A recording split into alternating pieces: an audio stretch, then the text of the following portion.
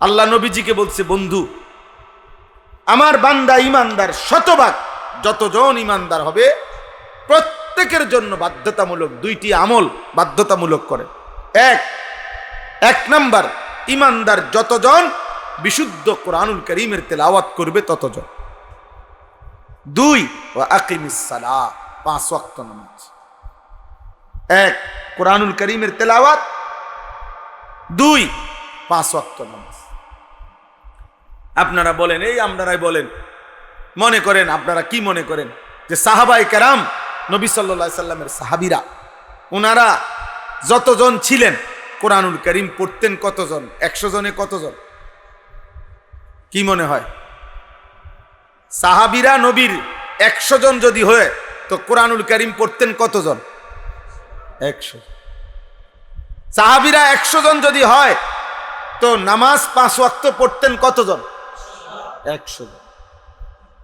এই জন্য আল্লাহ তাআলা দুনিয়াতেও তাদেরকে বিজয় দিছে, আখিরাতের জন্য আল্লাহ নিজ জবানে তাদের জন্য রাদিয়াল্লাহু আনহুম ওয়া রাদু আন, আল্লাহ বলছে আমি দুনিয়ায় থাকতেই ঘোষণা দিলাম, বন্ধু আপনার সাহাবীদের উপরে আমিও খুশি, ওরাও আমার উপরে খুশি, ওরাও আমার উপরে খুশি। কোরআনুল কারীমের বিশুদ্ধ তেলাওয়াত, কোরআন পড়বে সবাই, নামাজ পড়বে সবাই, নামাজ পড়বে সবাই। এই বুড়া মানুষেরও যাদের কোরআন শরীফ অশুদ্ধ, এদের জিন্দেগি এখনো সুন্দর হয়নি। আপনি দেখেন এখনো বিড়ি খায়, হ্যাঁ, এখনো চা দোকানে বইয়া টেলিভিশন চায়, এখনো কথায় কথায় গালি দেয়, এখনো কিস্তির টাকা টোকায়, এখনো পর্দা পুশিদা মানে না, এখনো বাড়িঘরের মধ্যে খাট বানাইছে, সোফা বানাইছে, ফার্নিচার বানাইছে, কিন্তু মহিলা কদ্দুর পর্দার ভিতরে গোসল করব এই পরিবেশ করে নাই, এটার সময়, এটার টাকা নাই। বেড়ি অনবেড়ি বাড়ির পুকুরের পারে রাস্তার ধারে গোসল করে। বুঝেন না কথা? কলিজার মধ্যে আখিরাত আসে না, কারণ এই 2 আমল সুন্দর হয় নাই। কোরআনও শুদ্ধ পারে নাই, নামাজও ঠিক পড়ে নাই। যার নামাজ অসুন্দর তার পুরা জিন্দেগি অসুন্দর, যার কোরআন অসুন্দর তার পুরা জিন্দেগি অসুন্দর। এটা আল্লাহর কথা। ইন্নাস সালাতা তানহা আনিল ফাহশাই ওয়াল মুনকার, আল্লাহ বলে নিশ্চয়ই নামাজ সমস্ত অশ্লীলতা, বেহায়াপনা, পাপ, গুনাহ সবকিছুর থেকে বিরত রাখবে, কিন্তু শর্ত হইল দোনোটাই সহি শুদ্ধ হইতে হবে। কোরআনও হইতে হবে শুদ্ধ, নামাজও হইতে হবে কি শুদ্ধ। শুদ্ধ নামাজ, শুদ্ধ তেলাওয়াত, শুদ্ধ জীবন। বিশুদ্ধ তেলাওয়াত, বিশুদ্ধ নামাজ, বিশুদ্ধ কি জীবন, বিশুদ্ধ জীবন। এজন্য বাহ্যিকভাবে অনেককে আমরা অনেক সময় দেখি নামাজ পড়ে আবার চুরিও করে, নামাজ পড়ে আবার কিস্তিও নেয়, নামাজ পড়ে টেলিভিশনও দেখে, নামাজ পড়ে সুদও খায়, নামাজ পড়ে বেপরদাও চলাফেরা করে, নামাজ পড়ে গালিগালাজও করে। মূল কারণ আপনি খবর নিবেন, তদন্ত করবেন, উনারে কাছে বসাইয়া জিগাইবেন, দেখবেন উনার কোরআন শরীফের মধ্যেও ভুল আছে, উনার নামাজ পড়ার মধ্যেও কি আছে, নাই তো আল্লাহর ওয়াদা মিথ্যা হইতে পারে না। আল্লাহ বলছে কোরআন বিশুদ্ধ, নামাজ বিশুদ্ধ, জিন্দেগিও বিশুদ্ধ, গুনাহ হবে না, গুনাহ হবে না, অশ্লীলতা হবে না। যদি হয় বলে কখনোই হবে না, হ্যাঁ হইতে পারে কখনো, কিন্তু ওই যে মূলত তৎক্ষণাৎ সে তওবা করবে, তার ভিতরে অনুশোচনা জাগবে, আল্লাহর কাছে ফিরে আসবে। যেমন মনে করেন একজন মানুষকে আমি বললাম যে এই হুজুর, আগের দিনের অনেক বুজুর্গদের ব্যাপারে বলা হয় যে ওনারা সব সময় অজু অবস্থায় থাকতেন। সব সময় কি অবস্থায় থাকতেন? তো মনে করেন আমি বললাম যে এই হুজুর যে আজকে 30 বছর উনি সব সময় অজু অবস্থায় থাকে, তো এই কথার মানে কি উনি পেশাব করে না? কথা বলে না। এই কথার মানে এই উনি বাথরুমে যায় না? না যাইব, তাহলে উনি সবসময় উজু অবস্থায় থাকে কেমনে? উনার না পেশাব করলে অজু ভাঙে না, বাথরুমে গেলে অজু ভাঙে না, তো তাহলে উনি সবসময় অজু অবস্থায় থাকে কেমনে? আমনে গো বুদ্ধি কি কয় কোন? এ কথার অর্থ কি? এ কথার অর্থ হইল মানে যখনই অজু ভাঙে উনি আবার পুনরায় কি করে ফেলে। তা এই লোকের ওই বাংতি টাইমটাকেও ধরা হয় না, বলা হয় যে উনি সবসময় অজু অবস্থায় থাকে। ঠিক যে ব্যক্তি মোমেন, যে সুন্দর নামাজ পড়ে, যে সুন্দর কোরআন পড়ে, সে সর্বদা ইবাদতেই করে, সে গুনাহ করে না, অশ্লীলতা করে না। হ্যাঁ, যখনই হয়ে যায় গুনাহ ভুল, তো তওবা করে আবার পুনরায় ইবাদত শুরু করে গুনাহ ছেড়ে দেয়। তখন আর ওই তার এই মাঝে মধ্যে অ্যাক্সিডেন্টলি গুনাহ আর গুনাহ হিসাবে ধরা হয় না, তার নেককার হিসাবেই ধরা হয়, মুত্তাকি হিসাবেই কি করা হয়, ধরা। এজন্য বাবা এই আয়াত আমি পড়ছি আমাদের ইসলাম, আমাদের সংশোধনের জন্য। এই জনকল্যাণ মানে মানুষের কল্যাণ, জন মানে মানুষ, মানব কল্যাণ একই কথা। জনকল্যাণ, জনগোষ্ঠী মানুষ আর কি। আল্লাহ তাআলা বলছে কোরআনে মানুষের কল্যাণ, জনগণের কল্যাণ। ওই আব্বা, ওই ওইখানে একটা ছাগল গিয়া উঠাও বাবা, ওই রাস্তায় একটা ছাগল যাইয়া উঠাও, যাও আব্বা, যাও যাও যাও, বাইরে থেকে বেটা, অপদার্থ কোথাকার।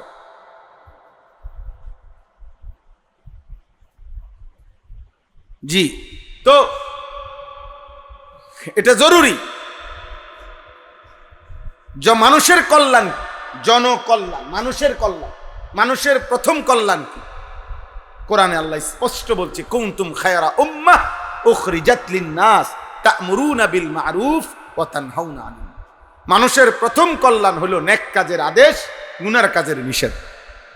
কোন মানুষকে নেক কাজের দিকে আনা, গুনার কাছ থেকে ফিরানো, এটাই হচ্ছে জনকল্যাণ, এটাই হচ্ছে মানব কল্যাণ, এটাই হচ্ছে মানবতার প্রথম কল্যাণ। এক মানুষ, মনে করেন আমরা অনেক সময় বুঝাইয়া বলি যে একজন লোকের ঈমান নাই,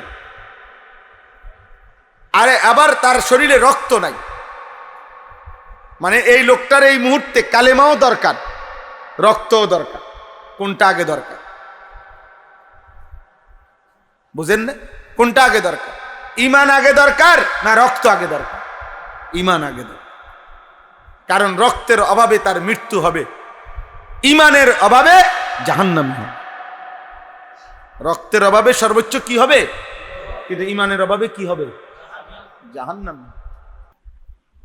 মানুষ, ইসলাম মানে হলো সংশোধন, আর প্রথম সংশোধন হলো নিজের সংশোধন। এটা কোরআনের নির্দেশ। এই ছেলে, এটা নামাও বাবা, এটা নামাও, তুমি এটা দিয়ে আসো, যাও বাবা, এটা যার থেকে আনছো এটা দিয়ে আসো, যাও, এটা তো তোমার নাম। এতটা ছোট্ট বাচ্চাকে দেখেন, যেই অসভ্য লোকটা এই মোবাইলটা দিছে, ওই লোকটা হয়তো বাপও যদি হয়, ওই বাপটাও জালেম। মানে এই বাপ এই সন্তানের সবচেয়ে বড় ক্ষতি করলো। এই জালেম তার সন্তানকে ধ্বংস করে দিল, এ কোনো সন্দেহ নেই। আমি হয়তো শক্ত বলছি আর কি, কিন্তু এটাই সত্যি। নবী সাল্লাল্লাহু আলাইহি সাল্লাম এর চাইতে শক্ত বলছে। আমি তো বলছি শুধু জালেম, আর নবীজি বলছে বাবা মা সন্তানকে ইহুদি বানায়। নবীজির হাদিস, বাবা মা সন্তানকে কি বানায়? আল্লাহ তাকে ইসলাম মানার যোগ্যতা দিয়ে পৃথিবীতে পাঠায়, অতঃপর বাবা মা সন্তানকে ইহুদি বানায়, খ্রিস্টান বানায়, অগ্নিপূজক বানায়। নবীজি বলছে, হাদিস, বিশুদ্ধ হাদিস। তাহলে আমি যেটা বলছি এটা হচ্ছে ওটা মারাত্মক কিনা? ইহুদি বানায়, বেঈমান বানায় বাবা মা। বাবা মার খামখেয়ালিতে সন্তান বেঈমান হয়ে যায়। এ দেখতে না মনে হয় মুসলমান, কিন্তু কলিজার ভিতরে ঈমান আছে কিনা, জীবনের মধ্যে ইসলাম আছে কিনা, দেখার বিষয় তো সেটা। দেখার বিষয় তো সেটা। আপনি ভোটার আইডি কার্ড দিয়ে তো আখেরাত, জন্ম নিবন্ধন সনদ দিয়ে তো আখেরাত। আখেরাত তো ঈমান আমল দিয়ে। আখেরাত কি দিয়ে বলেন? ঈমান আমল। ঈমান আমল বুঝাই দিতে হবে, বাপেরও ফুতেরও, মায়েরও জিয়েরও, স্বামীরও স্ত্রী। ঈমান আমল বুঝাই দিতে হবে। আমিও আপনি, ইমাম সাহেব, মুসল্লি, বক্তাও শ্রোতাও। রাসূলুল্লাহ সাল্লাল্লাহু আলাইহি ওয়াসাল্লাম বলছেন, মেরাজের রাত্রে দেখছেন তো দেখছেন সাধারণ মানুষের যেমন পাপের শাস্তি দেখছে, তো যারা খতিব মানুষকে বয়ান করে তাদের পরিণতিও দেখছে, যে তাদেরও জিব্বা লম্বা করে টাইনা আটকায় রাখছে। কেন? যে তারা এমন বক্তা যে তারা যা বলতো মানুষকে তা নিজে আমল করত না, আর মানুষকে যা নিষেধ করত নিজে তা করত। এই দ্বিমুখী আচরণের কারণে নবী সাল্লাল্লাহু আলাইহি সাল্লাম দেখছে যারা খতিব বক্তা ওয়াইজ তাদেরও শাস্তি হচ্ছে, শাস্তি হইতেছে। হাদিসের মধ্যে আছে জাহান্নামীরা এমন অনেক জাহান্নামীদেরকে দেখবে, এমন ব্যক্তিকে যাকে তারা চিনবে। বাকি জাহান্নামীরা, ওই জাহান্নামীটা তার পেটের নাড়ি বুড়ি এইভাবে লম্বা পড়ে থাকবে নিচে, নাড়ি বুড়ি এগুলো টানতে টানতে হেঁসরাইয়া হেঁসরাইয়া জাহান্নামের মধ্যে চলবে। তো হাদিসে নবী সাল্লাল্লাহু আলাইহি সাল্লাম বলেন ওই বাকি জাহান্নামীরা এই লোকটিকে বলবে, আরে আপনাকে তো আমরা চিনছি হুজুর, আপনি তো আমাদের সেই ব্যক্তি যে আমাদেরকে নেক কাজের কথা বলতেন, গুনার কাজ থেকে নিষেধ করতেন, আপনি এখানে জাহান্নামে, এবং আপনার এই মারাত্মক পরিণতি। তখন তিনি বলবেন কুনতু আমুরুকুম ওয়ালা আতিহি, আমি তোমাদেরকে নেক কাজের আদেশ করতাম কিন্তু নিজে তা করতাম না।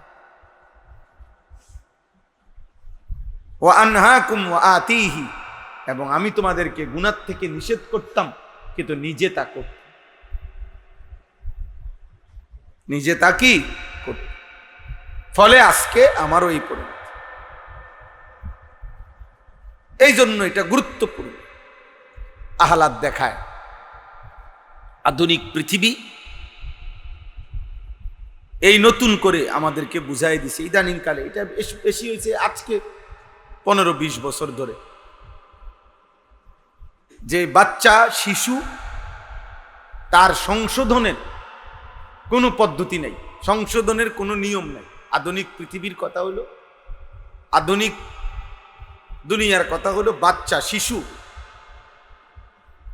তার সংশোধনের কোনো নিয়ম কারণ না, তার কোনো সংশোধন জরুরি না, তাকে কিছুই বলা যায়, সে শিশু।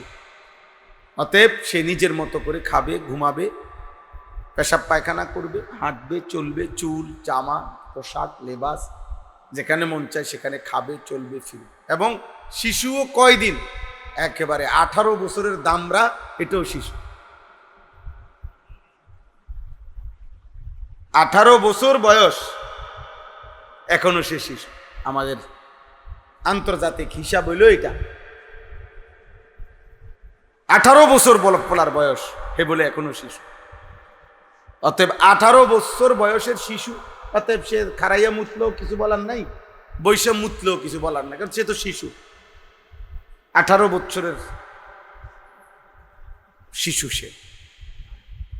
এই কারণে এইটা যখন খুব টেলিভিশন দেখতে দেখতে, অ্যাডভার্টাইজ দেখতে দেখতে, হ্যাঁ, নাফরমানরা অবিরত বলতে বলতে এখন মুসলিম সংখ্যাগরিষ্ঠ অভিভাবকের মাথায় এটা ঢুকছে যে বাচ্চাকে কিছু বলা যাবে না। আর বাচ্চা তো একবারে 18 বছর পর্যন্ত, বাংলাদেশের আইনও তো 18 বছর পর্যন্ত শিশু। বাংলাদেশের আর ভিন্ন আইন আসবে কই থেকে? আন্তর্জাতিক আইন। যার কারণে ছেলেদের এই করুণ পরিণতি। আগে দুষ্ট ছিল একটা সমাজে, একটি এলাকায় এই 2-4 জন দুষ্ট ছিল, অসৎ ছিল, সব যুগে চরিত্রহীন ছিল, মদখোর, জুয়ারি, নারী লুবি, এগুলো ছিল আগেও, অল্প ছিল, সিফা সাফা কোনাকানির মধ্যে খুব গোপনে আড়ালে ছিল, কিন্তু এরকম প্রকাশ্য বেয়াদব আগে ছিল। এত কম বয়সী ছেলে, অথচ বাবা মা, পাড়া মহল্লা, সমাজ, ধর্ম, ইসলাম, ঈমান কিছুর সাথে তার দিকে তাকাইলে বোঝা যায় না যে সে কি তার বাপের মতো, না তার দাদার মতো, না তাগো গ্রামের মানুষের মতো, না ইমাম সাহেবের মতো, কার মতো সাজছে সে নিজেরে, তার দেশের কারুর লগে মিল না। এমনকি আপনি এই ছেলেদেরকে জিজ্ঞাসা করেন, তারা যে স্কুলে পড়ে, স্কুলের স্যারের লগেও তার চুল চেহারার মিল না। তাহলে তুই কিরে বাবা, তুই পড়ো কোথায় আর সাজো কোথায়? পড়ো কার কাছে, থাকো কার কাছে? বুঝেন নাই কথা? এই হলো হালাত, একেবারেই বিচ্ছিন্ন করে। শুধু এই বড় একটা কারণ হলো এইটা, যে অভিভাবক ওনাদের মাথায় এটা ঢুকাইছে দুষ্টরা, শয়তানরা, যে বাচ্চাকে কিছুই বলা যাবে না, কিছুই বলা যাবে। ও শুধু ললিপপ খাবে, বাচ্চা মোবাইল টিপবে, বাচ্চা যা মন চায় তাই করবে। বাচ্চা বাচ্চা মানুষ, শিশু। অতএব এই কারণে ছেলেটা পোষতে পোষতে অপেক্ষা করতে আছে 18 বছর, মানে পচা গইল্লা যখন গন্ধ ছুটছে, তো এরপরে গিয়ে তার শিশু কম শেষ হয়েছে, এর মধ্যে সে নষ্ট হয়ে গেছে। অথচ আল্লাহর নবী সাল্লাল্লাহু আলাইহি ওয়াসাল্লাম স্পষ্ট হাদিসে বলছেন, তোমাদের সন্তান যদি 10 বছর হয়, আল্লাহর নবী বলছেন, এবার যদি নামাজ না পড়ে, ছেলে হোক মেয়ে হোক, আল্লাহর নবী বলছে অবশ্যই প্রহার করো, শাসন করো, শাসন করো।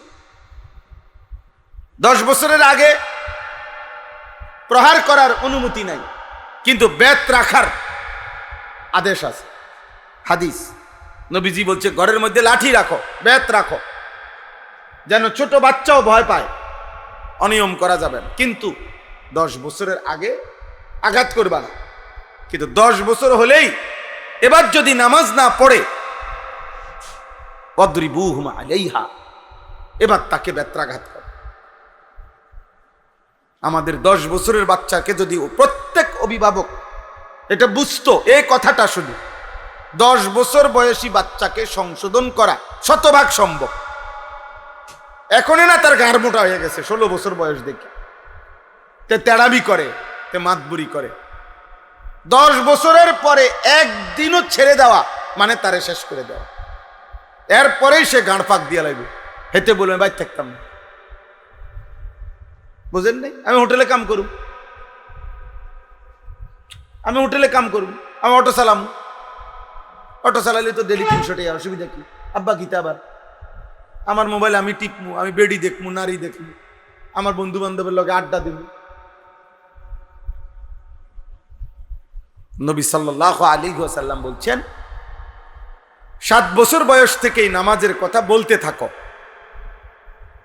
বলতে বলতে যখন 10 বছর হবে, 3 বছর বলছো, 3 বছর পরে 10 বছর পূর্ণ হলে এবার আঘাত করো, প্রহার করো, শাসন করো, এবার আর ছেড়ে দিও না।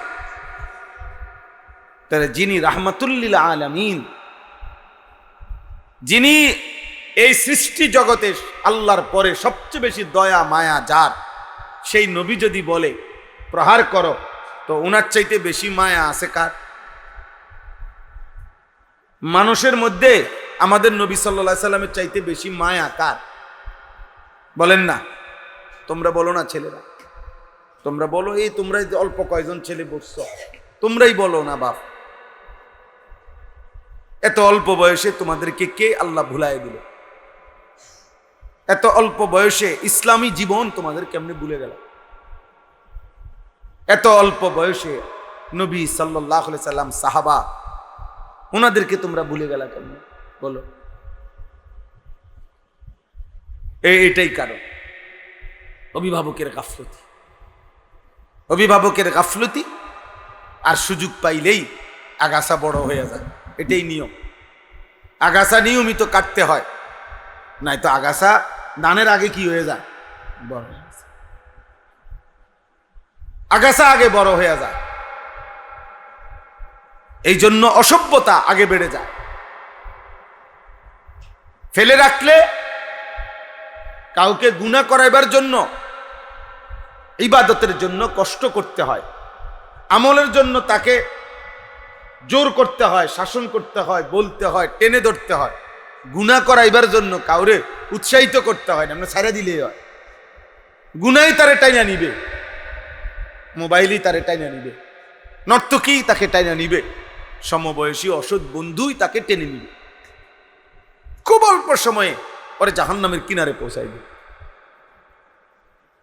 জাহান্নামের কিনারে পৌঁছায়।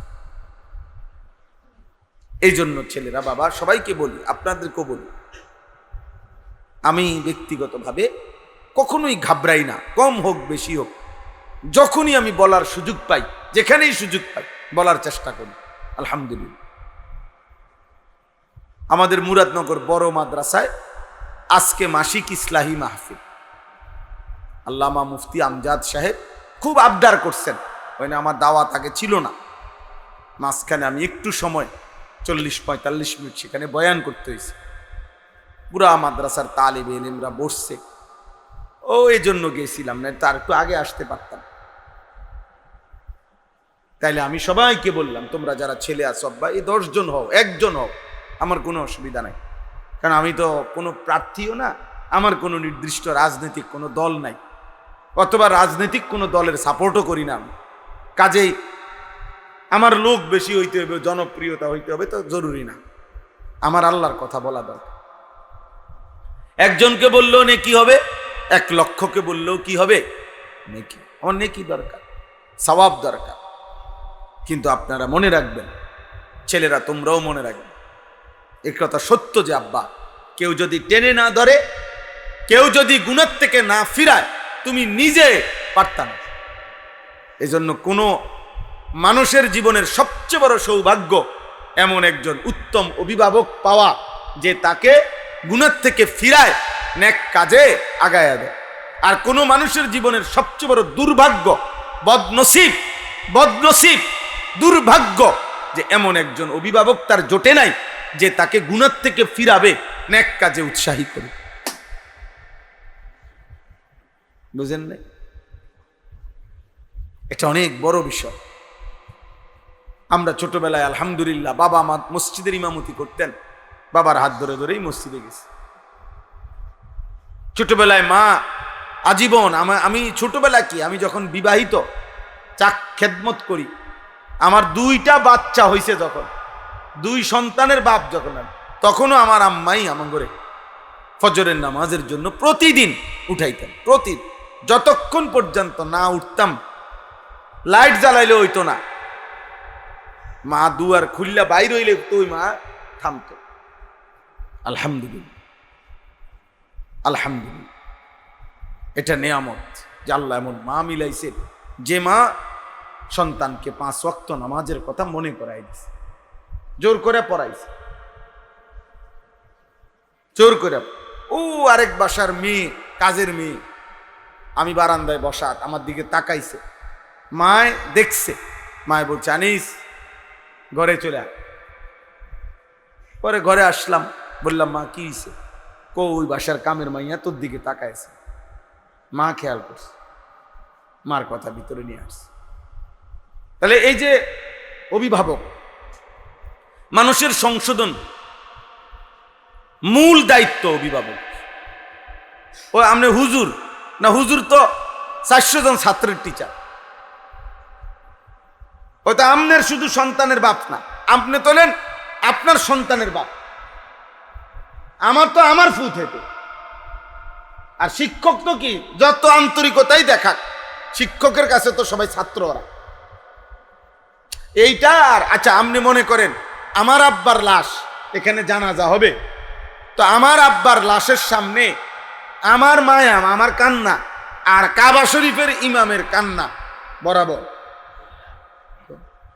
আমার আব্বার লাশের সামনে যদি কাবা শরীফের ইমামও আইয়ে, উনার ব্যথা আর আমার ব্যথা কি এক হবে? তো কার বেশি? আমার বেশি। কারণ কার বাপ? আমার বাপ, আমার বাপ বাইরে। তাহলে আমার সন্তান, আমার সন্তান। তোমাদেরকে বলি ছেলেরা, তোমরাও মনে রাখবা আব্বা, এই পৃথিবী এটাই চলমান ধারা। আজকে বিবেকবান, ভদ্র, বেনামাজি এই নাফরমানকে কেউ ডাকে না, তাহলে সে তো বোঝা উচিত যে কিরে আমি কি মানুষ, আমার যে পৃথিবীর কেউ দেখতে পারে না।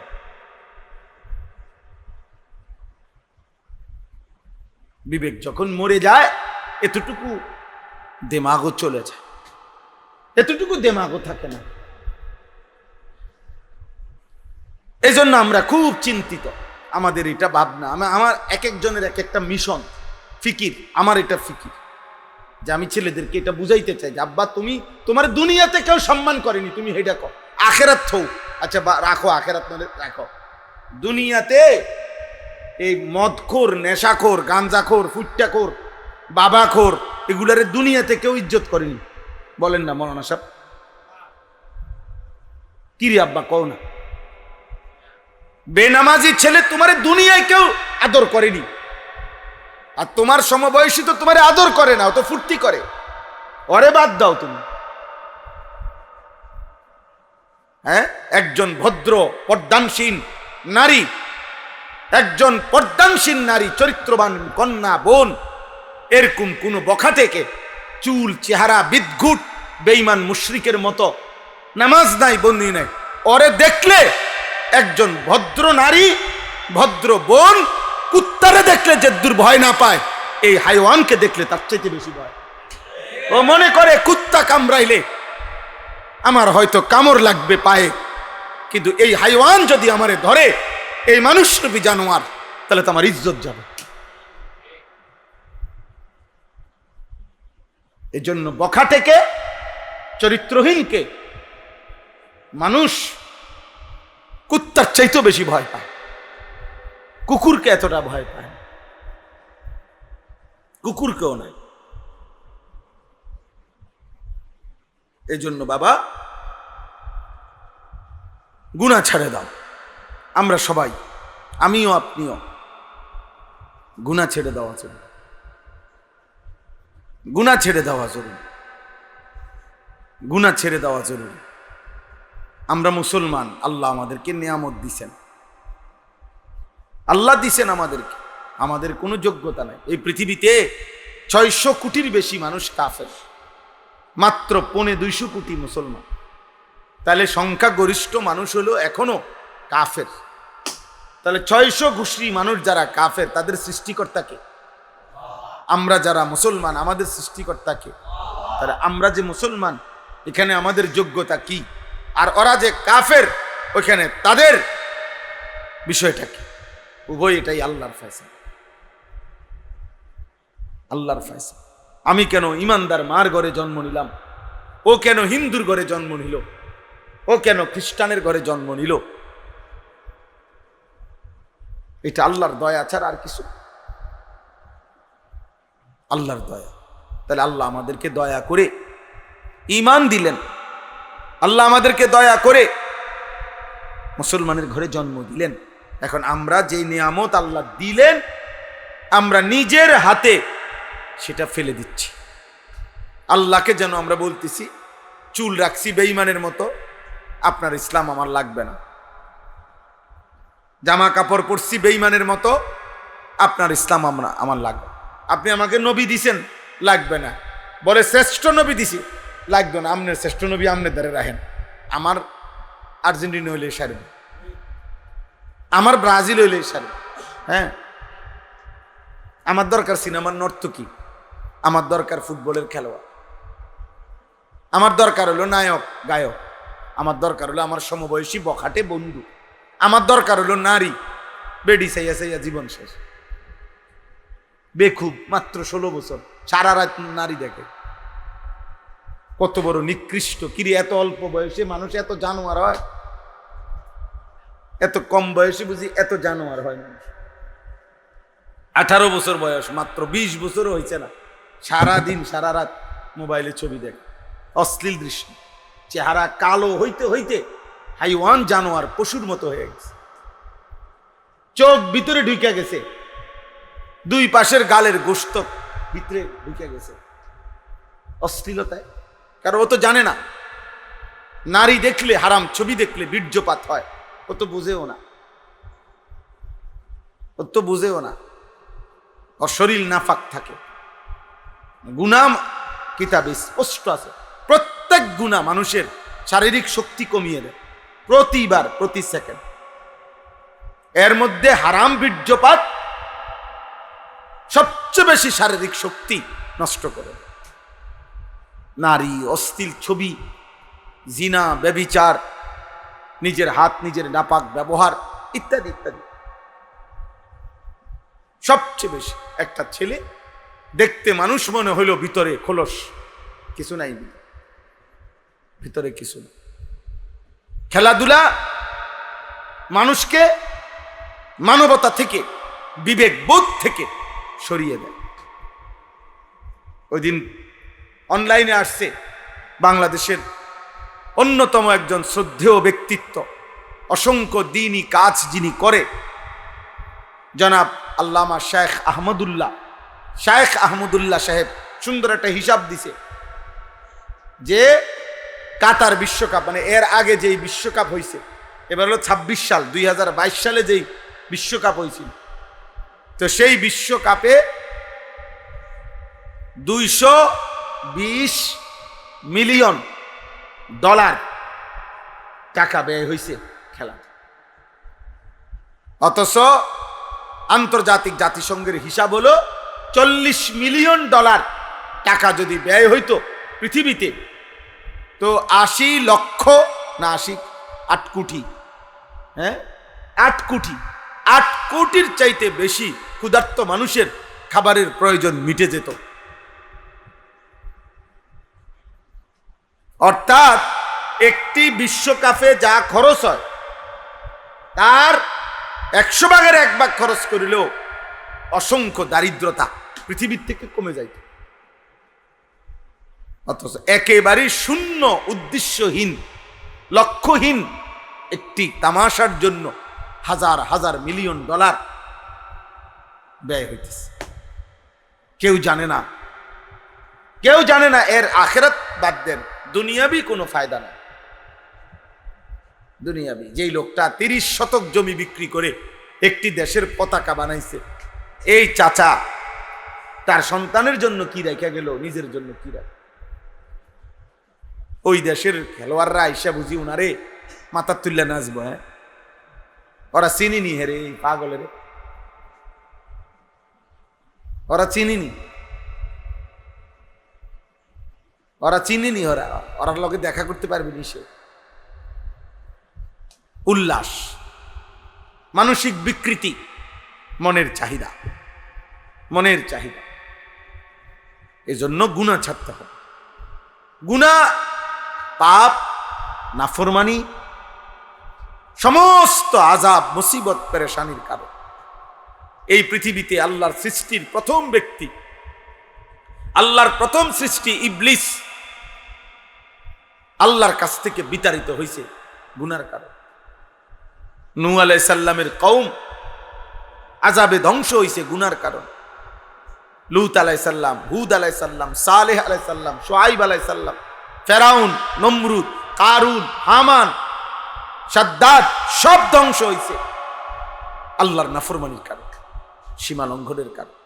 এজন্য গুনাহ, পাপ দোস্ত একবার দুইবার না, হাজার হাজার বার এই পৃথিবীতে আল্লাহ উদাহরণ দেখাইছে, একবার দুইবার না, যে আল্লাহ তাআলা বুঝাইছে পাপীর শাস্তি, নাফরমানের ধ্বংসই হয়, আজ না হয় বংশধর। পাপের একটা বড় মারাত্মক বিষয় হলো বাবা, মনে রাখ বাবা, পাপের শাস্তি তোমার গায়ে হবে এটাও না, হতে পারে তোমার পরবর্তী 70 বছর পরে তোমার প্রজন্ম তোমার পাপের কারণে নির্বংশ হয়ে গেছে। বংশ নাই আর চিহ্ন নাই। এই বাংলাদেশে, এই কুমিল্লায়, এই মুরাদনগরে এমন ফ্যামিলি আছে, আমি চিনি, আমি জানি। আমি তো মুরাদনগরে যে 22 বছরের চাইতে বেশি আসা যাওয়া করে। এমন ফ্যামিলি আছে এক সময় যাদের রমরমা বিশাল বাড়ি ছিল, আজকে সেই বাড়ির বিশাল এরিয়া আমাকে একদিন দেখাইছে এক জায়গায়, পুরা বাড়ির চারিদিকে, পুরা বাড়ির এরিয়াতে কতগুলো গাছ ছাড়া, আর গাছের গোড়ায় কতগুলো কুত্তা শুয়ে রয়েছে, একটা ঘর, একজন মানুষের অস্তিত্ব। এক সময় যাদের দাপটে মানুষ কাঁপতো, আজ তাদের নাম গন্ধ। আজকে তাদের বংশের বাতি জ্বালাইবারও কেউ নেই। আল্লাহ গুনাহ পাপ সীমালঙ্ঘন নির্বংশ করে দিছে। আমরা কিতাবে তাফসিরে পড়ছি, ইমাম আমাশ রাহমাতুল্লাহ আলাইহি বলছে, একজন বড় ইমাম, উনি বলছে সুদখোর 70 বছরের ব্যবধানে 70 বছরের ব্যবধানে সুদখোরের ফ্যামিলি ফকির হবেই হবে, নির্বংশ হবেই। অর্থাৎ তার পরবর্তী জেনারেশন ওই পাপের শাস্তি দিবে। কিরে তে ফকির হলো কেমনে? ওই তার দাদা সুদখোর আছে,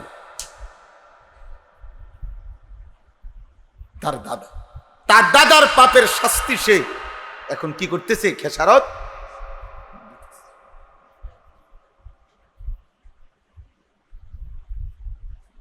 একটা বাংলা ভাষার কবিতা আছে, গান আছে, এক পুরুষে যোগায় ধন, এক পুরুষে খায়, আরেক পুরুষ আইসা দেখে খাওয়ার কিছু, আমার 3 পুরুষ। কবিতাও গান, অর্থ হইল তৃতীয় পুরুষ আইতে আইতে সব শেষ। নাউজুবিল্লাহ। এজন্য বাবা গুনাহ থেকে ফেরো, আল্লাহকে ডাকেন। ছেলেরা বাবা আল্লাহকে ডাকো। তুমি মুসলমান বাবা, তুমি আর্জেন্টিনা না, তুমি ব্রাজিল না, তুমি নর্তকী না, তুমি মোবাইলের গোলাম না, তুমি আল্লাহর গোলাম, আল্লাহর গোলাম। সম্ভব। দুনিয়াবি প্রয়োজন পূরণ করো, পড়ালেখা করো, অবসর টাইম উপার্জনের জন্য কোনো ফিকির করো, কিছু শিখো, কিছু না কিছু করো। দিন নাই রাত নাই, নারী, ছবি, মোবাইল, অশ্লীলতা না। এক মানুষের জীবন, আল্লাহ তাআলা বলছে মুসলমানের জিন্দেগি 2টা আমল নিয়মিত হবে। এই আয়াতটাই আমার শেষ কথা। উতলু মা উহিয়া ইলাইকা মিনাল কিতাব ওয়া আকিমিস সালাহ। আল্লাহ নবীজিকে বলছে, বন্ধু আমার বান্দা ইমানদার, শতভাগ যতজন ইমানদার হবে প্রত্যেকের জন্য বাধ্যতামূলক 2টি আমল বাধ্যতামূলক করে। এক নাম্বার, ইমানদার যতজন বিশুদ্ধ কোরআনুল কারীমের তেলাওয়াত করবে ততজন। 2, ওয়া আকিমিস সালাহ, 5 ওয়াক্ত নামাজ। 1, কোরআনুল কারীমের তেলাওয়াত, 2, 5 ওয়াক্ত নামাজ। আপনারা বলেন, এই আপনারাই বলেন, মনে করেন, আপনারা কি মনে করেন যে সাহাবায়ে কেরাম, নবী সাল্লাল্লাহু আলাইহি সাল্লামের সাহাবীরা, ওনারা যতজন ছিলেন কোরআনুল কারীম পড়তেন কতজন? 100 জনে কতজন? কি মনে হয়? সাহাবীরা নবীর 100 জন যদি হয় তো কোরআনুল কারীম পড়তেন কতজন? 100। সাহাবীরা 100 জন যদি হয় তো নামাজ 5 ওয়াক্ত পড়তেন কতজন? 100 জন। এই জন্য আল্লাহ তাআলা দুনিয়াতেও তাদেরকে বিজয় দিছে, আখিরাতের জন্য আল্লাহ নিজ জবানে তাদের জন্য রাদিয়াল্লাহু আনহুম ওয়া রাদু আন। আল্লাহ বলছে, আমি দুনিয়ায় থাকতেই ঘোষণা দিলাম, বন্ধু আপনার সাহাবীদের উপরে আমিও খুশি, ওরাও আমার উপরে খুশি, ওরাও আমার উপরে খুশি। কোরআনুল কারীমের বিশুদ্ধ তেলাওয়াত, কোরআন পড়বে সবাই, নামাজ পড়বে সবাই, নামাজ পড়বে সবাই। এই বুড়া মানুষেরও যাদের কোরআন শরীফ অশুদ্ধ, এদের জিন্দেগি এখনো সুন্দর হয়নি। আপনি দেখেন, এখনো বিড়ি খায়, হ্যাঁ, এখনো চা দোকানে বইয়া টেলিভিশন চায়, এখনো কথায় কথায় গালি দেয়, এখনো কিস্তির টাকা টোকায়, এখনো পর্দা পুশিদা মানে না, এখনো বাড়িঘরের মধ্যে খাট বানাইছে, সোফা বানাইছে, ফার্নিচার বানাইছে, কিন্তু মহিলা কদ্দুর পর্দার ভিতরে গোসল করব এই পরিবেশ করে নাই। এটার সময়, এটার টাকা নাই। বেড়ি বেড়ি বাড়ির পুকুরের পারে রাস্তার ধারে গোসল করে। বুঝেন না কথা? কলিজার মধ্যে আখিরাত আসে না, কারণ এই 2 আমল সুন্দর হয় নাই। কোরআনও শুদ্ধ পারে নাই, নামাজও ঠিক পড়ে নাই। যার নামাজ অসুন্দর তার পুরা জিন্দেগি অসুন্দর, যার কোরআন অসুন্দর তার পুরা জিন্দেগি অসুন্দর। এটা আল্লাহর কথা। ইন্নাস সালাতা তানহা আনিল ফাহশাই ওয়াল মুনকার। আল্লাহ বলে, নিশ্চয়ই নামাজ সমস্ত অশ্লীলতা, বেহায়াপনা, পাপ, গুনাহ সবকিছুর থেকে বিরত রাখবে। কিন্তু শর্ত হইল দোনোটাই সহি শুদ্ধ হইতে হবে। কোরআনও হইতে হবে শুদ্ধ, নামাজও হইতে হবে কি শুদ্ধ। শুদ্ধ নামাজ, শুদ্ধ তেলাওয়াত, শুদ্ধ জীবন। বিশুদ্ধ তেলাওয়াত, বিশুদ্ধ নামাজ, বিশুদ্ধ কি জীবন, বিশুদ্ধ জীবন। এজন্য বাহ্যিকভাবে অনেককে আমরা অনেক সময় দেখি নামাজ পড়ে আবার চুরিও করে, নামাজ পড়ে আবার কিস্তিও নেয়, নামাজ পড়ে টেলিভিশনও দেখে, নামাজ পড়ে সুদও খায়, নামাজ পড়ে বেপর্দাও চলাফেরা করে, নামাজ পড়ে গালিগালাজও করে। মূল কারণ আপনি খবর নিবেন, তদন্ত করবেন, উনারে কাছে বসাইয়া জিগাইবেন, দেখবেন উনার কোরআন শরীফের মধ্যেও ভুল আছে, উনার নামাজ পড়ার মধ্যেও কি আছে, নাই তো আল্লাহর ওয়াদা মিথ্যা হইতে পারে না। আল্লাহ বলছে কোরআন বিশুদ্ধ, নামাজ বিশুদ্ধ, জিন্দিগিও বিশুদ্ধ। গুনাহ হবে না, গুনাহ হবে না, অশ্লীলতা হবে না। যদি হয় বলে কখনোই হবে না, হ্যাঁ হইতে পারে কখনো, কিন্তু ওই যে মূলত তৎক্ষণাৎ সে তওবা করবে, তার ভিতরে অনুশোচনা জাগবে, আল্লাহর কাছে ফিরে আসবে। যেমন মনে করেন একজন মানুষকে আমি বললাম যে এই হুজুর, আগের দিনের অনেক বুজুর্গদের ব্যাপারে বলা হয় যে উনারা সব সময় অজু অবস্থায় থাকতেন। সব সময় কি অবস্থায় থাকতেন? তো মনে করেন আমি বললাম যে এই হুজুর যে আজকে 30 বছর উনি সব সময় অজু অবস্থায় থাকে, তো এই কথার মানে কি উনি পেশাব করে না? কথা বলে না। এই কথার মানে এই উনি বাথরুমে যায় না? না যাইব, তাহলে উনি সবসময় অজু অবস্থায় থাকে কেমনে? উনার না পেশাব করলে অজু ভাঙে না, বাথরুমে গেলে অজু ভাঙে না, তো তাহলে উনি সবসময় অজু অবস্থায় থাকে কেমনে? আমনে গো বুদ্ধি কি কয় কোন? এ কথার অর্থ কি? এ কথার অর্থ হইল মানে যখনই অজু ভাঙ্গে উনি আবার পুনরায় কি করে ফেলে। তা এই লোকের ওই ভাঙতি টাইমটাকেও ধরা হয় না, বলা হয় যে উনি সবসময় অজু অবস্থায় থাকে। ঠিক যে ব্যক্তি মুমিন, যে সুন্দর নামাজ পড়ে, যে সুন্দর কোরআন পড়ে, সে সর্বদা ইবাদতেই করে, সে গুনাহ করে না, অশ্লীলতা করে না। হ্যাঁ, যখনই হয়ে যায় গুনাহ ভুল, তো তওবা করে আবার পুনরায় ইবাদত শুরু করে, গুনাহ ছেড়ে দেয়। তখন আর ওই তার এই মাঝে মধ্যে অ্যাক্সিডেন্টলি গুনাহ আর গুনাহ হিসাবে ধরা হয় না, তার নেককার হিসাবেই ধরা, মুত্তাকি হিসাবেই কি করা হয়, ধরা। এজন্য বাবা এই আয়াত আমি পড়ছি আমাদের ইসলাম, আমাদের সংশোধনের জন্য। এই জনকল্যাণ মানে মানুষের কল্যাণ, জন মানে মানুষ, মানব কল্যাণ একই কথা। জনকল্যাণ, জনগোষ্ঠী মানুষ আর কি। আল্লাহ তাআলা বলছে কোরআনে মানুষের কল্যাণ, জনগণের কল্যাণ। ওই আব্বা, ওই ওইখানে একটা ছাগল গিয়া উঠাও বাবা, ওই রাস্তায় একটা ছাগল যাইয়া উঠাও, যাও আব্বা, যাও যাও যাও, বাইরে হন থেকে বেটা, অপদার্থ কোথাকার।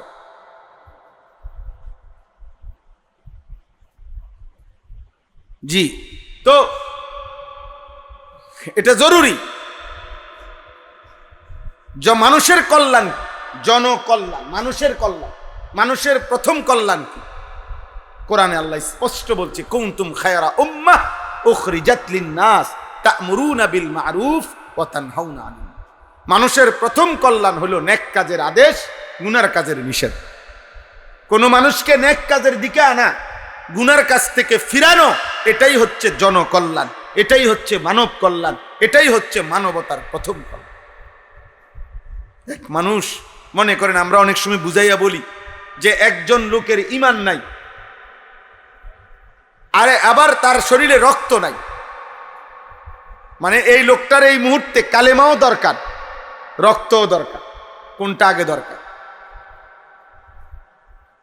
বুঝেন না? কোনটা আগে দরকার? ঈমান আগে দরকার না রক্ত আগে দরকার? ঈমান আগে দরকার। কারণ রক্তের অভাবে তার মৃত্যু হবে, ঈমানের অভাবে জাহান্নাম হবে। রক্তের অভাবে সর্বোচ্চ কি হবে, কিন্তু ঈমানের অভাবে কি হবে? জাহান্নাম, জাহান্নাম। হযরত ইউসুফ আলাইহিস সালাম কোরআনে আছে, ইউসুফ আলাইহিস সালাম যখন জেলে গেছেন ওই জুলাইখার ঘটনার পরে, ওনারে জুলাইখা কই পাঠাইছে? জেলখানায়। ইউসুফ আলাইহিস সালাম জেলখানার মধ্যে 9 বছর জেল খাটছে চরিত্রের পবিত্রতার জন্য। তো তখন জেলখানার মধ্যে ওনার সাথে আরো 2 জন অপরাধী, এক ছেলে থাকতো। জেলখানায়। তো ওই দুইজন অপরাধী রাষ্ট্রের রাজার বাদশার দরবারের খাদেম ছিল। ওরা এই জেলে কোনো পাপের কারণে, অপরাধের কারণে ওদেরকেও জেল দেওয়া হয়েছিল। তো ওরা দুইজন দুইটা স্বপ্ন দেখছে, দুইটা স্বপ্নে দেখছে। আর এরা এই স্বপ্ন দেখে সকালবেলা ইউসুফ আলাইহিস সালামকে বলছে, ভাই তোমাকে দেখে নেককার মানুষ মনে হয়, আমাদের স্বপ্নটা আমরা দেখছি দুইজনে, এই স্বপ্নের ব্যাখ্যা তুমি বলে দাও, ব্যাখ্যাটা বলে দাও। তো একজনে বলছে, আমি বাদশাকে মদ পান করাইতেছি, আমি এটা দেখছি। আরেকজনে বলছে, আমি দেখছি আমার মাথার মধ্যে রুটির, মনে করেন রুটির বর্তন, আর ওইখান থেকে পাখির রুটি খুলে খুলে খায়, ছিঁড়ে ছিঁড়ে। তো ইউসুফ আলাইহিস সালাম তাদেরকে স্বপ্নের ব্যাখ্যা বলছে, কিন্তু কোরআনে আছে এই ব্যাখ্যা বলার আগে ইউসুফ আলাইহিস সালাম প্রথম তাদেরকে বলছে, এখানে এই দুইজনের একজনের স্বপ্নের ব্যাখ্যা হলো সে জেলখানার থেকে মুক্তি পাবে আর বাদশা তাকে হত্যা করবে।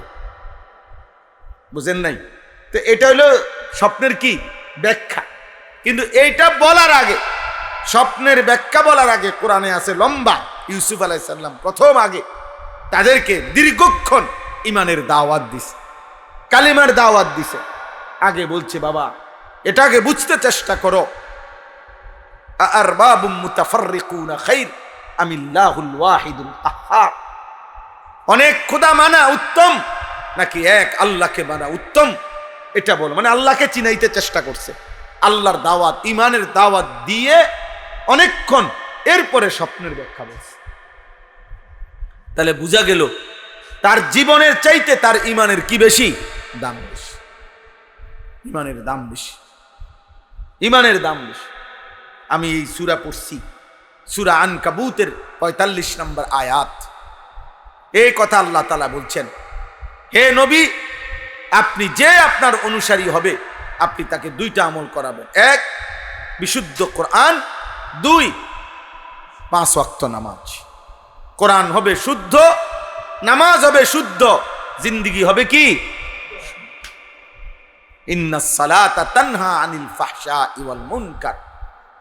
এজন্য একজনও যদি বুঝেন, ছেলেরা বাবা তোমরাও যদি কেউ বুঝে থাকো অসুবিধা নাই, তোমরা যদি কেউ না বুঝো কোনো সমস্যা নাই।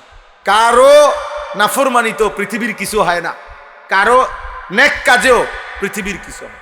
আমার আব্দুল কাদের জিলানির সেজদার কারণে সূর্য বড় হয় নাই, ফেরাউনের নাফরমানির কারণে চাঁদ ছোট হয়ে যায় না। ওমা কথা কয় না, বুঝেন না কথা। সবাই যদি আব্দুল কাদের জিলানি হয় তাইলেও পৃথিবীতে আল্লাহর রাজত্বে বাড়বে না। সবাই যদি ফেরাউন নমরুদ হয়, হাদিসে আছে, আল্লাহর রাজত্বে কমবে না।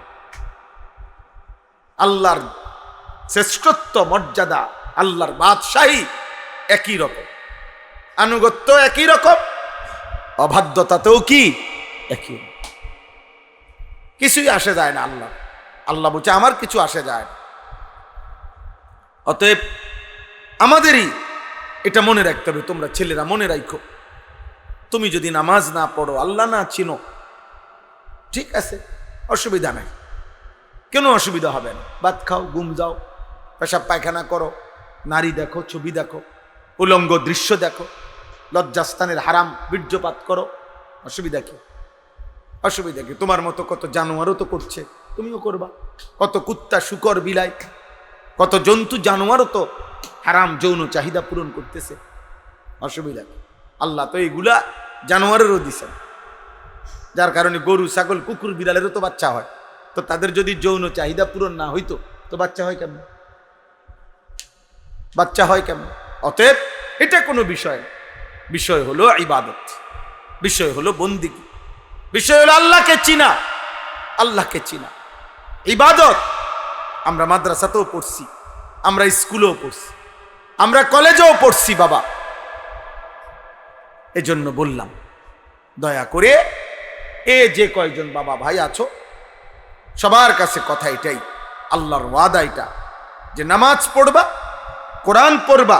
আল্লাহ বলছে সমস্ত অশ্লীলতা এবং গুনাহ থেকে ফিরে যাবে। ওয়ালা যিকরুল্লাহি আকবার, সুবহানাল্লাহ। সে আল্লাহ তাআলা বলে বান্দা যখন নামাজ শুরু করে তার মানে সে আমি আল্লাহকে স্মরণ করে। আল্লাহ বলে আমার কোনো বান্দা যখন নামাজ শুরু করে আমি আল্লাহকে স্মরণ করে, প্রথম সেকেন্ড থেকে নামাজের শেষ পর্যন্ত আমিও তাকে স্মরণ করি। আর আল্লাহ বলেন বান্দা তুমি আমাকে স্মরণ করিলে যেটুক হয় আমি তোমাকে স্মরণ করিলে আকবার তার চাইতে বেশি হয়। ওয়ালা যিকরুল্লাহি আকবার, আল্লাহর স্মরণ, আল্লাহর স্মরণ। ওয়াল্লাহু ইয়ালামু মা তাসনাউন। শেষ কথা আল্লাহ বলে বান্দা আমি আল্লাহ বললাম নামাজ পড়ো, কোরআন পড়ো, তুমি যদি প্রত্যাখ্যান করো অসুবিধা নাই, তোমরা যাই করছো আমি জানি সব, যথাসময়ই আমি আল্লাহ বিচারও করব, ফায়সালাও, কোনো অসুবিধা নাই। বান্দা খাও, করতে থাকো। আমি দুনিয়া পরীক্ষার জন্য রাখছি। পরীক্ষার হলে যেই স্যারে পড়াইছে উনিও যদি হল গার্ড দেয়, ওনার ছাত্র উনি নিজ চোখে দেখতেছে রহিমপুর রে করিমপুর রে কেলাইছে, কিন্তু উনি কিছু বলে না, একবারও বলে না। অথচ উনি একবার যদি বলে দিত করে র হবে, ঠিক হয়ে যাইতো, উনি বলে না পরীক্ষা চলতেছে। কি চলতেছে? আগেই তো সব পড়ানো হয়েছে। আল্লাহ তাআলা বলেন আমি নবী পাঠাইলাম, আলেম পাঠাইলাম, কোরআন পাঠাইলাম, বলে দিলাম বিস্তারিত। এবার সে কর্ম করতেছে, কর্মের মধ্যে নাফরমানি করছে। আল্লাহ ইচ্ছা করলে ফেরেশতা দিয়া থাপ্পড় দিতে পারতেন, বড় একটা টানা সটকনা দেবো, আজান হইছে এখন কোন দিকে যাও, মসজিদে না যাইবা। জীবনে যদি একবার থাপ্পড় দিত ফেরেশতা তো তার 14 গোষ্ঠী আর কোনোদিন মসজিদ ছাড়তো না। কিন্তু আল্লাহ বলে না, এটা আমি করব না, এটা করলে তো আমি বাধ্যই করে নিলাম না, আমি বাধ্য করে করতে চাই না, আমি পরীক্ষা করে করতে চাই। আমি পরীক্ষা করছি, আমি পরীক্ষা করছি। এজন্য আল্লাহ তাআলা বলছে বান্দা তোমরা যাই করছো আমি জানি। এই একটা আয়াতই পড়ছি, এই আয়াতের মধ্যে 2টা কথা আল্লাহ বলছেন, কোরআনুল কারীমের তেলাওয়াত এবং 5 ওয়াক্ত নামাজ। যারাই আসছো বসছো, বাবা আপনারাও, ছেলেরা তোমরাও, 10 জন হোক, 5 জন হোক, 50 জন হোক, কোনো অসুবিধা নাই। আল্লাহর কথা কম বেশির কাছে কিছু না, কিন্তু একজনও মনে রাখো, কোরআন পড়ো, আল্লাহকে চিনো, আল্লাহকে চেনো, 5 ওয়াক্ত নামাজ পড়ো, ফজরের নামাজ পড়ো। দয়া করে তোমরা যাদের চুল এগুলো এরকম বিকট বেঈমানের চুল বাবা, এটা কাটো, চারিদিকে সমান করো। হাদিসে আছে আল্লাহর নবী সাল্লাল্লাহু আলাইহি সাল্লাম, ওনার একজন সাহাবী হযরত জাফর ইবনে আবি তালেব, নবীজির আপন চাচাতো ভাই, আবু তালেবের ছেলে। এই সাহাবী মুতার যুদ্ধে শাহাদাত বরণ করছিলেন। তো যেদিন যুদ্ধে শাহাদাত বরণ করছে সেদিন আল্লাহর নবী সাল্লাল্লাহু আলাইহি সাল্লাম মদিনায় বসা, উনি মুতার যুদ্ধ একটা নির্দিষ্ট অনেক দূরে, ওখানে উনি শহীদ হয়েছেন। ওনার খবর নিয়ে, ওনার শাহাদাতের খবর নিয়ে নবীজি নিজে ওনার বাড়িতে গেছে, ওনার স্ত্রী সন্তানদেরকে জানাবে, সান্ত্বনা দিবে। চাচাতো ভাই তো আপন, তো গিয়া দেখছে নবীজি ওই চাচাতো ভাই জাফরের 3 ছেলে ওনার সামনে দৌড়াই আসছে। ছেলেগুলো কাঁদতেছে বাবার মৃত্যুর কথা শুনে, নবীজিও কাঁদছে, আদর করছে, এদের সান্ত্বনা দিছে। হাদিসে স্পষ্ট আছে ওই দিন যেদিন বাবা মারা গেছে, শহীদ হয়েছে যুদ্ধে ওনাদের, এই দিন এই 3 ছেলেকে নবীজি তাকাইয়া দেখছে, ওদের চুল একটু বড়। তো আল্লাহর নবী হাদিসের মধ্যে আছে, নবীজি সাহাবীদেরকে বললেন চুল কাটতে পারে যে তাকে ডেকে নিয়ে আসো, উদউলি আল হাল্লাক, চুল কাটনেওয়ালা, তাকে আমার কাছে আনো। তো এরপরে নিজে উপস্থিত থেকে 3 ভাতিজার বাবার মৃত্যুর শাহাদাতের খবরের দিনও আগে চুল কাইটা সুন্দর করে ঠিক করে দিছে, কারণ এটা গুরুত্বপূর্ণ। বুঝো নাই? অতএব এই ঝাঁকড়া চুল বাম দিকে, ডান দিকে, সামনের দিকে বেঈমানের চুল, মুশরিকের চুল।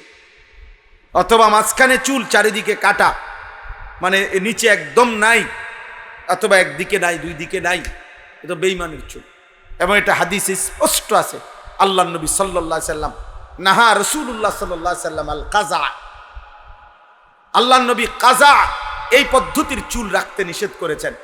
হাদিসে আছে মানে কি, আন ইউহলিকা বা'দাহু ওয়া ইয়াতরুকা বা'দাহু, চুল পুরাটা মাথার কিছু অংশ রাখা, কিছু অংশ একদম কেটে ফেলা, আল্লাহ রসুল এটা নিষেধ করেছে। হাদিস, বিশুদ্ধ হাদিস। এই জন্য আবারও বলছি, তুমি প্রত্যাখ্যান করো, আমার কোনো অসুবিধা নেই। আমি বলার দরকার বলছি, আমি বললে সোয়া হইব, আমি বিশ্বাস করি আমার, খালাস। আমি চেষ্টা করলাম, আমি বললাম কোনোভাবে বেঈমানদের কোনো জার্সি কেউ গায়ে দিও না। এই নাম্বারওয়ালা জার্সি এগুলো কোনো দলের, কারণ খেলা শুধু খেলা, সামান্য সময়ের জন্য যদি কারো শরীর চর্চা, শরীয়তের পর্দা ঠিক রেখে খেলতো, একটু নড়াচড়া করতো, দৌড়াদৌড়ি করতো, কোনো অসুবিধা ছিল না।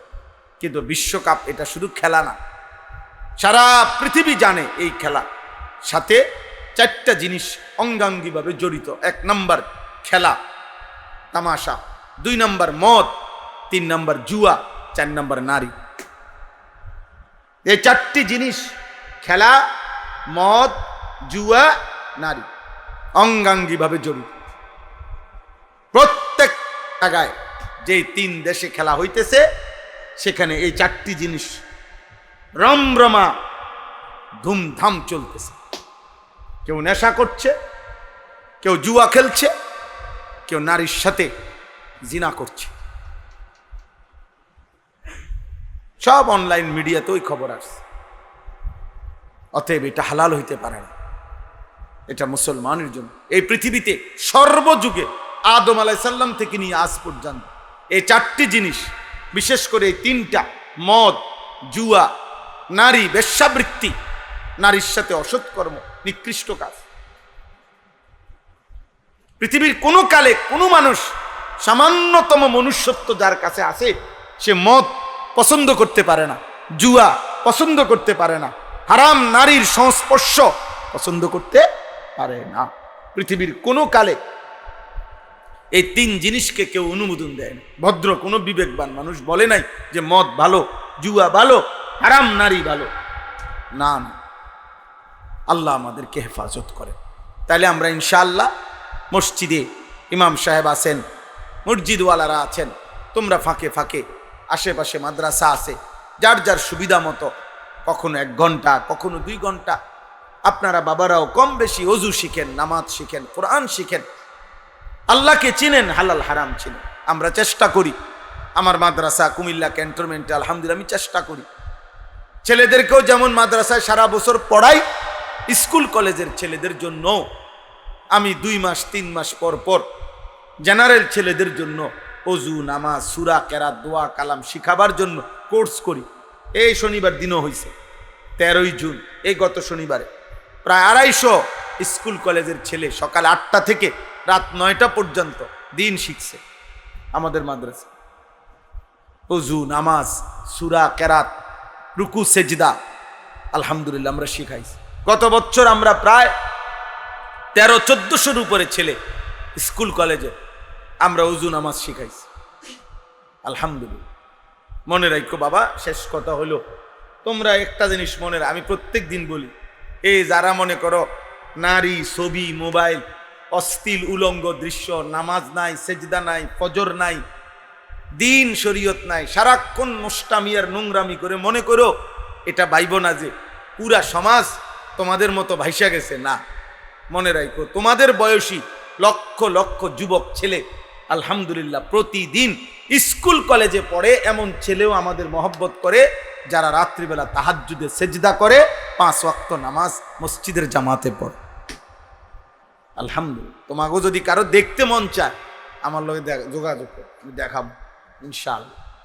কোটিপতি, হ্যাঁ, কোটি কোটি টাকার সম্পদশালী ব্যক্তির সন্তানও নামাজ পড়ে, হালাল হারাম মেনে চলে, চোখ নামায়া চলে। সব নষ্ট হয়ে গেছে এমন না, সব সিটার বাটফার হয়ে গেছে, বিষয়টা কি না? এখনো ইমানদার আছে, এখনো জোনাক জ্বলে, এখনো মিটি মিটি আলো জ্বলে। এখনো চাঁদ উঠে, এখনো রোদ উঠে, এখনো সূর্য হাসে, এখনো পৃথিবী আছে। এই জন্য আলহামদুলিল্লাহ শেষ পর্যন্ত ইমানদারি টিকবে, শেষ পর্যন্ত নেককারী কি টিকবে। যুগে যুগে প্রতিবারই নাফরমান কি হয়? ধ্বংস। প্রতিবার ধ্বংস হয়েছে কে? নূহ আলাইহিস সালামের অবাধ্য জাতি ধ্বংস হয়েছে, নূহ আলাইহিস সালাম টিকে ছিল। লূত আলাইহিস সালামের অবাধ্য জাতি ধ্বংস হয়েছে, লূত আলাইহিস সালাম টিকে গেছে। মূসা আলাইহিস সালাম, হুদ আলাইহিস সালাম, শুআইব আলাইহিস সালাম, এভাবে প্রত্যেক যুগে ইমানদার টিকেই থাকে, নাফরমান কি হয়ে যায়?